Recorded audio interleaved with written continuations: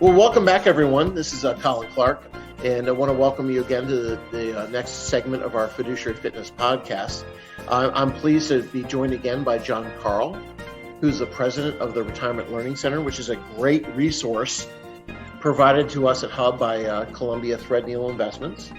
And any one of our clients can talk to us, and we can get advice through the Retirement Learning Center, which is fair.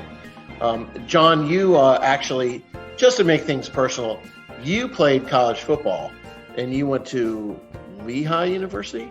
Lehigh University, I sure did. Defensive back, a little undersized, but I was there. And you played defensive back, and your biggest win was against who? We did beat Navy when I was a junior down in Annapolis. Yeah. All right, that's going to upset a lot of people on this podcast.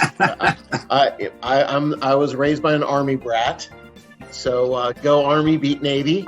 But I have friends that played football for Navy. So, but that's awesome. So I played tight end in college. So I totally respect that. So we're going to come back and talk about one of my favorite topics, which is target date fund analysis. Now, most of the money going into 401k and 403b plans is going into target date funds. So plan sponsors need to be really concerned from a fiduciary perspective about QDIAs. Can you explain what a QDIA is and why we should be evaluating these target date funds? Yeah, Colin, you're nailing it. I mean, if we go all the way back to the Pension Protection Act, which was an attempt to try to create a DBification, if you will, of defined contribution plans, they created a safe harbor for plan sponsors to automatically enroll and automatically escalate and be insulated from lawsuits their participants into a QDIA, because we needed another acronym in our industry, which stands for a Qualified Default Investment Alternative. And those really came in three flavors, right? A target date fund, which was, dynamic asset allocation based on the age, or static asset allocation based on the age. A managed account, which is maybe a higher thinking life form of that tweaks and pulls some of the information from the record keeper and migrates the asset allocation, or a balanced, solution. So those would be the three types that a plan sponsor could choose. And if they automatically enrolled and automatically escalated their participants in there, then they would have that safe harbor for lawsuit, and the participant would be on a managed glide path for asset allocation. So, the easiest one is, Colin, to choose is a target date, because what do you got to know about the participant?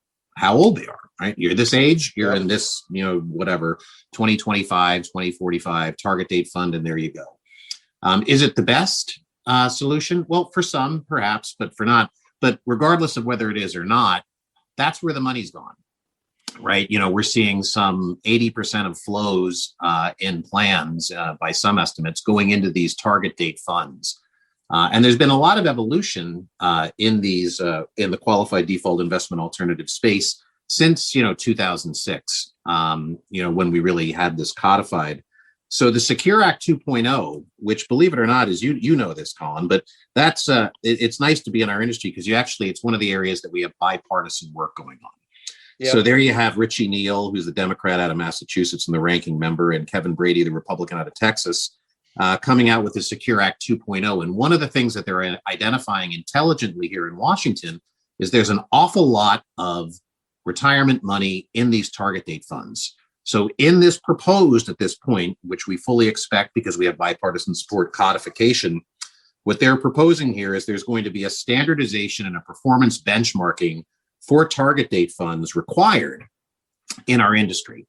So what does that say to me, Colin? I know it's a theme that you've been talking about, is our plan sponsors need to understand what type of a QDIA they have. Is it the right QDIA for their participant base? What are the options that are out there, and then get some appropriate language in their investment policy statement. But it really, to me, if we're going to have a regulation thrown at them, let's get ahead of this trend and let's have an intelligent consulting conversation about what's the right QDIA, particularly with all the product innovation we've seen, Colin. I don't know what you think. Well, not all QDIAs are built the same, right? I mean, we have fully active, we have hybrid, which is active and passive, and we have passive.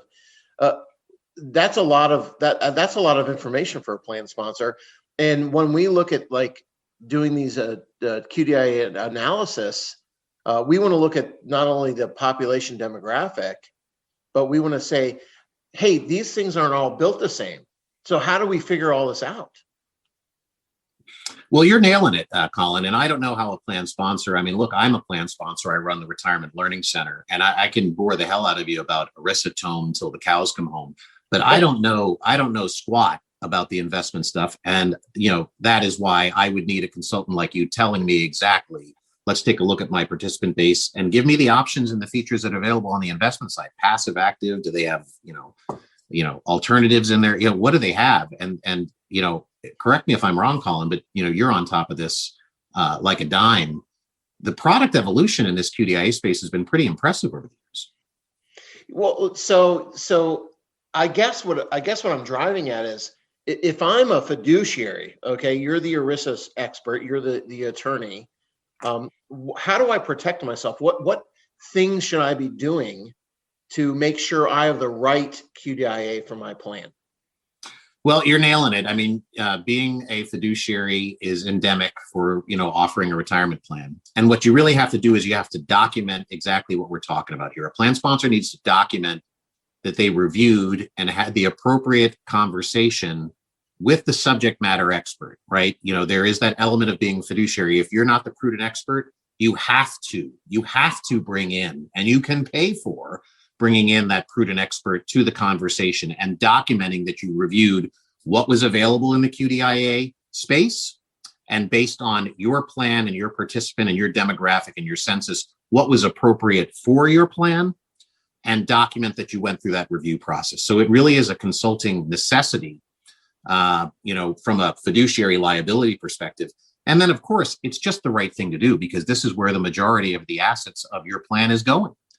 So it's the right thing to do for your participants. So it's a double win here, having the right conversation, and too few don't. And then I would say one more thing, Colin, you got to get that documented in your investment policy statement, that this is what type of a program you were seeking, to retirement, through retirement, passive, active, all those variations that you said, putting it in writing, putting it in investment policy, and having someone like yourself and Hub International monitoring it ongoing in case something changes. John, this has been great. Thank you so much. And we want to thank the Retirement Learning Center for all these great podcasts. And we're looking forward to the next series. And John, you have a great week, and we're looking forward to a great springtime. Thanks, Colin. All right, John, take care. That's going to do it for this week's show. Thanks for listening. If you enjoy our show, we'd love for you to subscribe on iTunes or wherever you access your podcasts. The opinions voiced in this program are for general information only and are not intended to provide specific advice or recommendations for any individual. To determine which investments may be appropriate for you, consult with your attorney, accountant, financial, or tax advisor prior to investing. Securities offered through LPL Financial, member FINRA, and SIPC.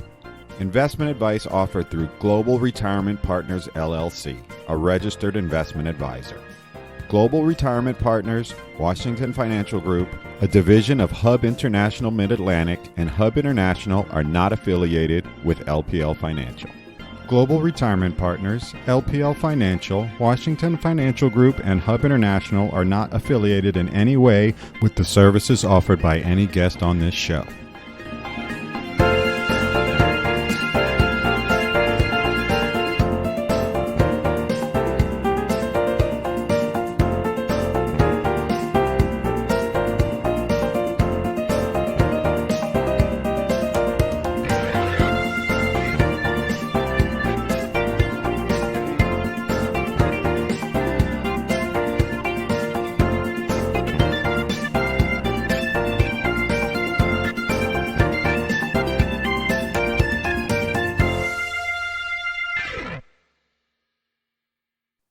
All right. Hopefully Jeff can edit that, right?